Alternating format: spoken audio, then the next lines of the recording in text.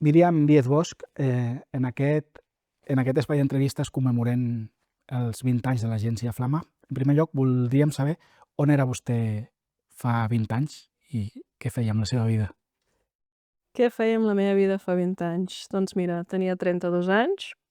En aquests moments, a l'abril del 2005, era a Roma, i un dels moments més forts va ser la nit del 2 d'abril del 2005, en què va morir Joan Pau II, a les 21:37 p.m., en què estàvem els periodistes cobrint doncs, ja el final d'un pontificat i la previsible mort del pontífex. I va ser molt impressionant.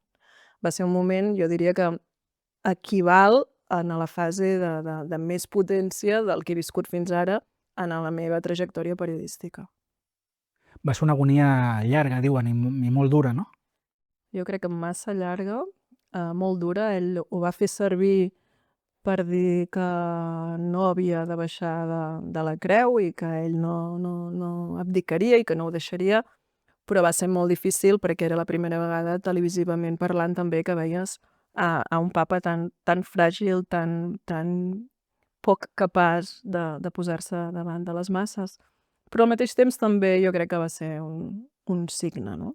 I sobretot pels periodistes una manera d'entendre que feia molts anys. Vosaltres ara en feu 20, però és que ell ja els portava de pontífex. Feia molts anys, ja havia deixat una llarga història, i també d'entendre que hi ha fases que s'acaben, però que l'Iglésia continua.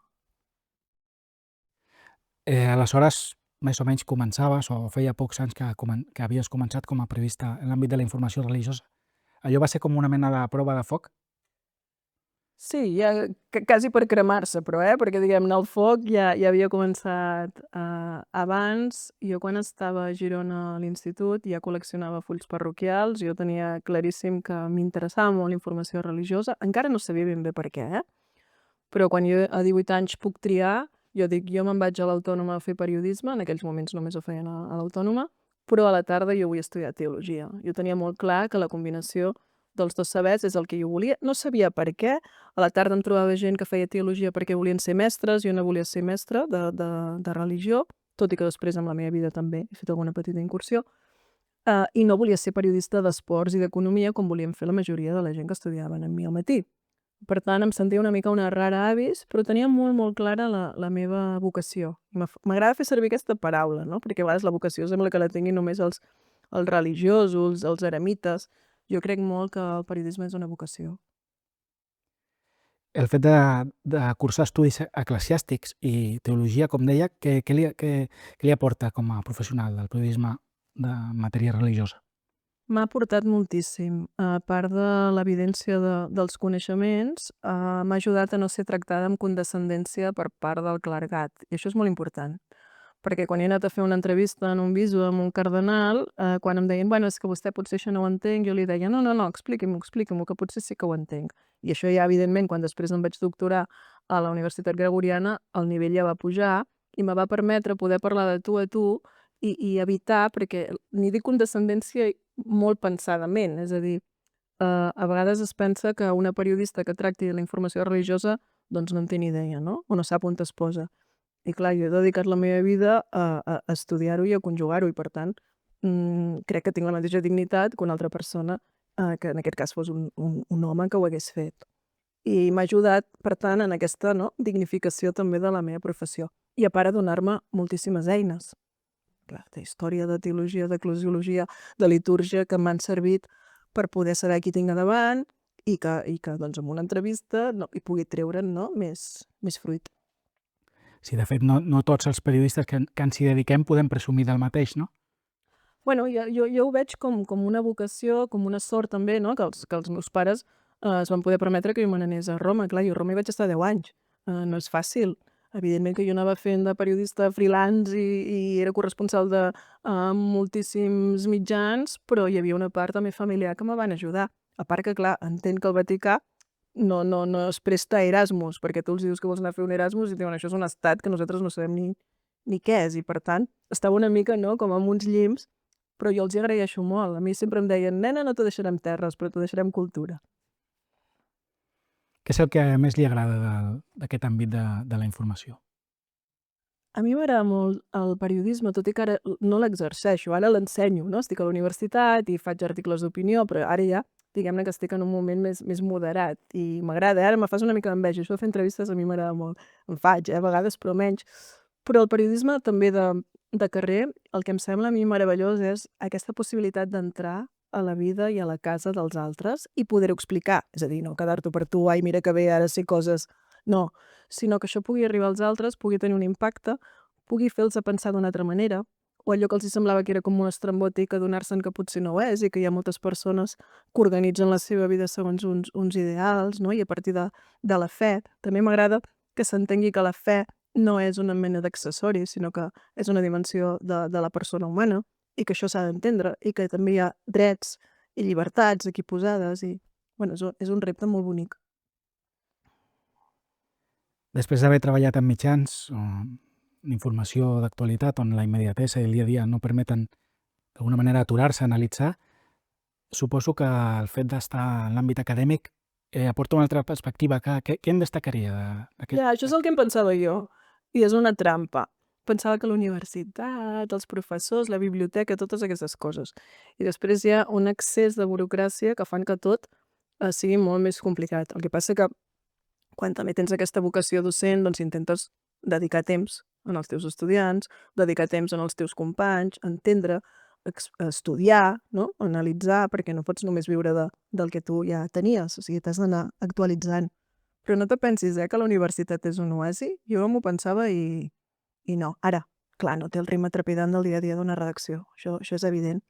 A mi m'agrada molt poder-ho combinar i crec que també puc aportar als estudiants, és a dir, jo no els hi parlo només des de la teoria de la comunicació, sinó que els hi puc explicar, doncs, en aquest moment, o quan jo anava a fer una entrevista, o quan aneu a fer això, o, bueno, donar-los consells també, no?, des de la trajectòria que ja també els anys t'estan portant, i haver treballat en molts mitjans diferents i amb caps diferents, no? Jo crec que també a la vida els nostres responsables ens ajuden, la gent que els nostres superiors ens ajuden a situar-nos. Bueno, a mi m'ha anat bé. Com veus des d'aquesta talaia que és l'Observatori Blanquerna de Comunicació, Religió i Cultura, els mitjans d'informació religiosa a Catalunya i a la resta de l'Estat, mundialment també podríem dir, i en què creu que podríem millorar? Els mitjans de comunicació especialitzats en religió, jo d'entrada els veig com una benedicció. Penso que és una gran sort que els tinguem, penso que és un tipus d'informació que ens podria evitar molts problemes. Jo crec en la informació com a prevenció de problemes, és a dir, que quantes més coses sapiguem, més dificultat tenim en titllar els altres, en tenir prejudicis, perquè tenim més eines i tenim més informació. I en religió hi ha molts clixés, hi ha molts tics, hi ha molta gent que ve d'un passat en què ho ha passat molt malament, llavors això ho projecta, i crec que és important que la informació vagi com desvetllant iniciatives molt bones, gent que és feliç a les seves comunitats, que fa coses que li agraden, i per tant aquest tipus d'informació crec que és balsàmica, crec que és bona i que és positiva. Ara bé, amb la trajectòria i mirant enrere i també havent-ho estudiat en altres països i en altres contextos, me n'adono que ens faltaria que els mitjans mateixos hi creguessin més, ja no tant només en els especialitzats, que puguin tenir fundacions o organitzacions que els sostinguin, sinó que en els mitjans seculars, és a dir, laics, se n'adonessin de la importància de tenir persones formades en aquí. I crec que això no s'està donant prou. I després també m'assembla que a Catalunya unes sinergies serien bones, és a dir, a mi m'agradaria més que tinguéssim un mitjà de comunicació molt potent que no pas 5 mitjans de comunicació amb menys impacte. És a dir, penso molt en la força i em ve ara al cap el papa Benet XVI diu, no?, que els catòlics serien una minoria creativa, doncs vale, minoria, però creativa. Perquè clar, si només ets una minoria no interessa gaire, no? Però vaja, això també hi ha llegats, venim d'on venim, no sempre som boníssims amb les sinergies. Això és algo que em preocupa a Catalunya, perquè per una part tenim com molta vida social i col·lectiva i moltes associacions i som molt forts, però després a l'hora d'unir forces a vegades ens dispersem. Crec que hi ha altres contextos en què són més hàbils que nosaltres, crec.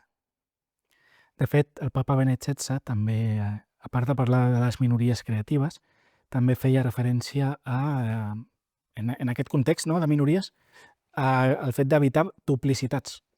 I és una mica el que fa aquesta fragmentació, no?, de què parles, Exacte. duplicitats. I després que hi ha una pregunta que crec que ja a certa edat un també s'ha de fer, que és què és el que jo puc fer?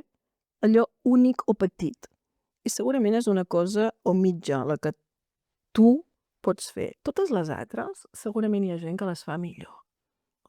O diferent, però amb més efectivitat. Per tant, intenta concentrar-te en aquella teva i no intentis fer tu de tot, no? Perquè si nosaltres aquí tenim en Raimon o la Mariona o qui sigui que són molt bons amb la càmera, doncs no cal que ens hi posem nosaltres. Perquè potser ells ara aquí asseguts doncs no en tenen ganes o no se'ls dona. Llavors, intentar posar a les persones claus allà on són, penso que fins i tot és una responsabilitat. I que moltes vegades som una mica negligents amb això. Ho volem fer tot, a vegades amb una sabata i una espardenya, no ens en sortim. En canvi dius, tu ets bo amb càmera? Doncs tu a la càmera. Tu ets bo escrivint? Doncs tu escrivint. Tu ets bo amb relacions institucionals? Relaciona't. No, perquè no podem ser bons en tot. Bueno, no sé tu, jo almenys, jo segur que no. Evidentment. Més enllà del catolicisme, des de l'Observatori esteu en contacte i promoveu moltes iniciatives, no?, amb les diferents confessions religioses, tant aquí a Catalunya com a fora. El fet d'apropar-se a altres religions, més enllà de la pròpia, ajuda a enriquir l'experiència de com un mateix viu la seva? Aquest punt em sembla importantíssim perquè el fet d'estar en diàleg amb els altres no et fa perdre la teva identitat. I per mi això és clau. És a dir, no perquè et relacionessis amb animals et tornaries amb un animal, no? Valoraries el món animal, en tot cas. Llavors, el fet d'estar sempre en contacte amb l'alteritat t'enriqueix i et fa descobrir qui ets. I penso que moltes vegades estem incòmodes amb les altres religions perquè no coneixem prou qui som. I també ens sorprèn, ai mira, potser resen una mica més, o potser són més visibles, o potser fan més explícit el que creuen, o potser les seves creences els fan votar d'una manera i tenir una implicació en la vida social d'una altra, i nosaltres aquí sembla que tant importa si ets creient com si no ho ets perquè no es nota. Llavors aquests altres, no? Tota aquesta relació amb les altres religions te fa també mirar-te tu, i a vegades mirar-te tu mateix no és comodíssim.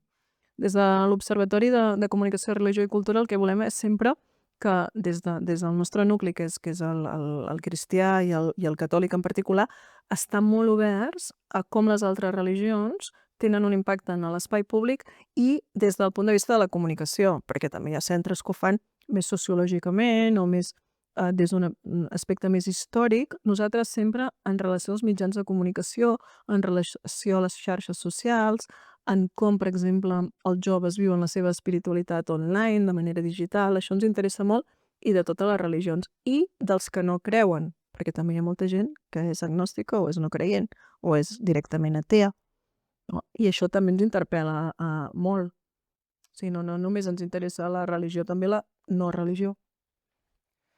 Enguany, de fet, han coincidit la Quaresma i el Ramadà. Ha sigut una bona ocasió, no?, per generar aquest apropament, no?, de les experiències que viuen els respectius fidels, no?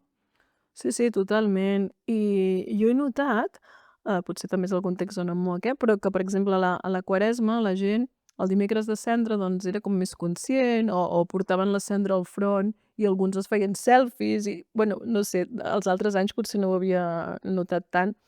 I també amb el Ramadà, que la gent també és explícita en els llocs de feina, a les escoles, i això també ajuda, no?, que puguis establir un diàleg amb l'altre, i per què ho fas, i com ho portes, i com ho vius, i això ho veig entre els estudiants, i penso que també és molt positiu. I sobretot el sentit de les coses, és a dir, el sentit d'aquest dejuni, el sentit d'aquest centrar-se en el que és important, que no és, no?, la matèria, sinó anar més enllà, no?, i sentir-se criatura en el sentit més clar de la paraula, no?, i la relació amb Déu. Penso que està molt bé que se'n pugui parlar d'aquests temes en l'espai públic.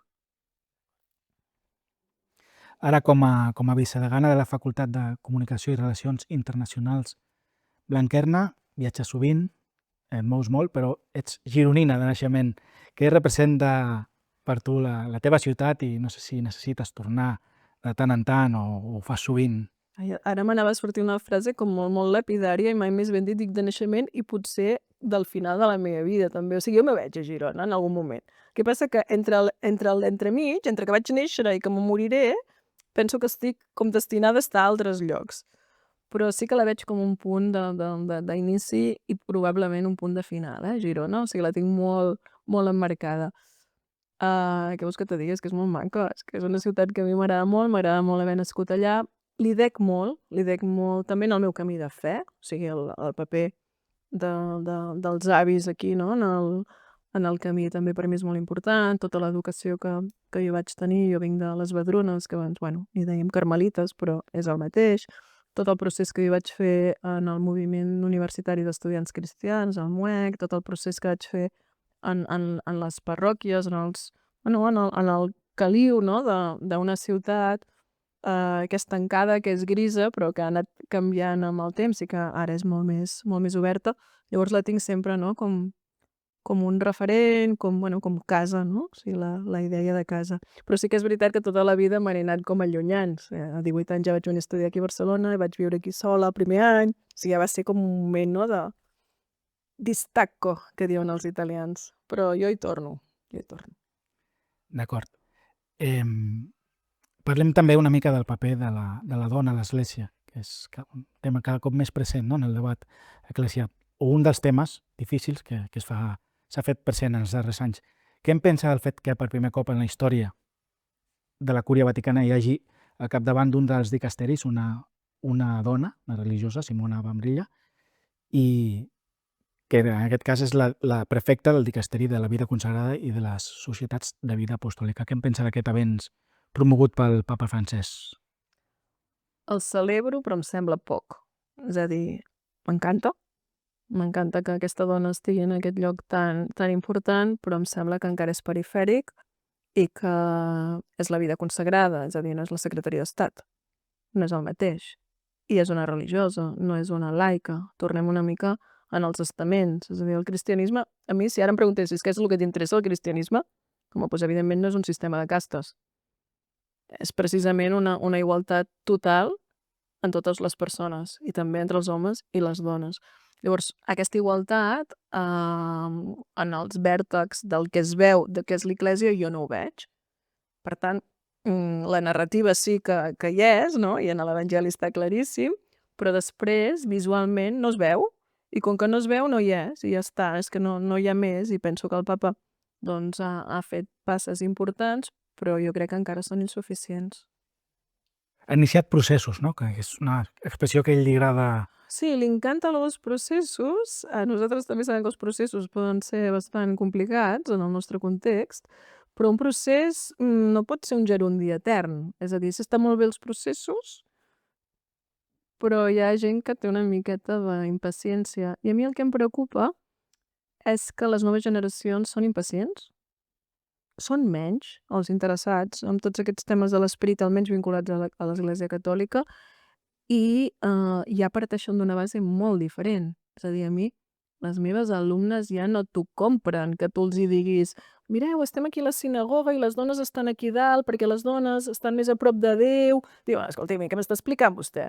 Per què les dones estan aquí segregades i els senyors estan a baix? Ja hi ha arguments que religiosament no els entenen, perquè provenen d'una igualtat de facto.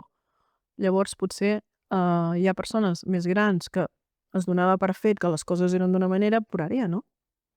Llavors aquí jo crec que aquests processos s'hauran d'accelerar en algun moment i potser serà la gent jove que s'anirà incursionant i farà que alguna cosa hi hagi un curtcircuit i es reconnecti. Ha mencionat la gent jove.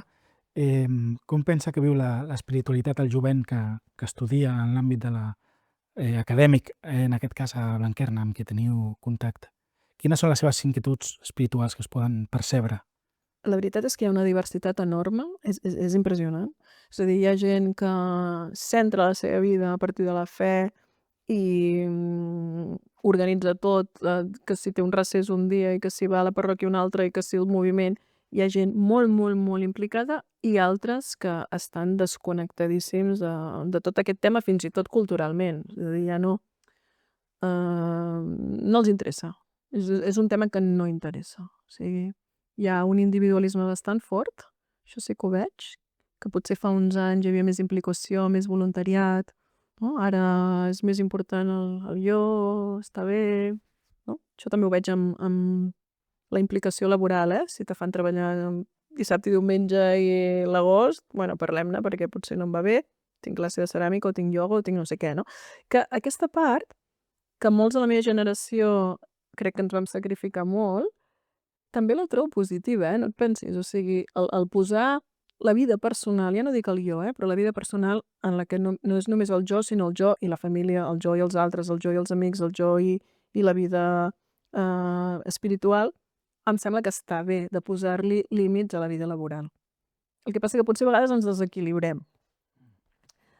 I a nivell de fe, veig que hi ha molt d'interès, com en una època hi havia hagut un interès més espiritual, oriental, veig que hi ha interès dintre del cristianisme en tot el que sigui comunitari i d'impacte. És a dir, els agraden molt aquests recessos en què han de deixar el mòbil i ploren, i totes aquestes coses així com més, no?, perquè es troben ells mateixos i sols i se miren i el mirall i tot això està molt bé. No veig tant potser, com faria uns anys, una interioritat més vinculada doncs, a justícia social, a alguns moviments de canvi, potser és més a l'entorn on jo estic, Hem començat parlant de l'època final, de la període final del papat de Joan Pau II. Com ha viscut aquest ingrés hospitalari del papa Francesc i què pensa del que pugui esdevenir ara, a partir d'ara en el seu pontificat, que al final, amb la seva convalescència, doncs, ha començat una nova fase, no? Què se'n pot esperar? M'ha semblat que el papa ha sigut molt, molt valent també de no amagar-se, no? En tot moment de fer saber el que estava passant, d'aquest esforç de voler estar connectat amb la gent que estava a fora. Em va semblar molt maco, no?, el seu gest quan va sortir amb aquella dona de les flors grogues, no?, de dir jo t'he vist. Vaig veure-hi molt a Jesús, no?, que mira la persona, no mira a tothom, sinó jo he vist aquesta dona amb les flors grogues que cada dia estava aquí i el primer que dic amb el filet de veu que tinc és que li dono les gràcies, no? Em va semblar que estava molt bé. I a més que fos una dona també em va semblar bé, no?, que estaven allà una dona gran. Jo vaig estar allà perquè estava prevista, de fet, una audiència amb el papa. Hi havia una trobada i teníem una audiència prevista que, òbviament, va saltar i detectaves, no?, aquesta inquietud tan gran pel que passaria, però jo no me vaig preocupar molt de començar a buscar els candidats papables perquè m'adonava que encara no estàvem en el final d'aquesta fase. Em podia haver equivocat perfectament, però jo sentia que no estàvem aquí. No sé què passarà. Crec que ens haurem d'acostumar a un papat diferent i una fragilitat diferent de la de Joan Pau II. Jo crec que hi haurà més delegació i aquesta delegació no sé ben bé què voldrà dir. Però jo sempre m'espero sorpreses, o sigui que espero que sigui alguna cosa positiva. Carlo Musso, l'editor amb qui ha escrit el llibre Esperança, parla d'una fragilitat d'acer del papa Francesc. Bueno, és que, com que és un home tan de fe, se li nota molt, perquè la fe que té és impressionant. O sigui, aquest papa s'ho creu molt i, per tant, confia i confia molt. Llavors, quan tu confies poden passar coses extraordinàries. Confia molt en la pregària. Sí, sí, bueno, en l'Esperit Sant, o sigui, és que ell, vaja, confia molt en les coses importants, perquè també desconfia i agafa el telèfon perquè diu vaig a trucar jo directament perquè si no vés a saber si li dono una carta aquest sí me la porten, O sigui, confia allà on s'ha de confiar, o sigui, posa la confiança en el lloc adequat. Per acabar, com s'imagina la vida eterna? Mare de Déu senyor. La vida eterna, bueno, doncs vida, no? Vida és l'important, no? L'eterna és l'adjectiu, no? Doncs que sigui vida, transitable, m'agradaria trobar-me éssers estimats, anar-los a veure, éssers admirats, no sé, se m'acut l'Edith Stein, per exemple, doncs gent a la que m'agradaria doncs molt conversar. Clar, també nosaltres som limitats i som humans i ens imaginem que serien com persones així i això no serà. Però me l'imagino siguent vida. Vaja, és que si no la fe no tindria massa sentit, no? Si no veiessis que té aquesta línia de continuïtat. Míriam Díez Bosch, directora de l'Observatori Blanquerna de Comunicació, Religió i Cultura, vicedegana de la Facultat de Comunicació i Relacions Internacionals Blanquerna, moltes gràcies per ser amb nosaltres. A vosaltres. La propera. I que la flama duri molts anys, Esperem. Gràcies.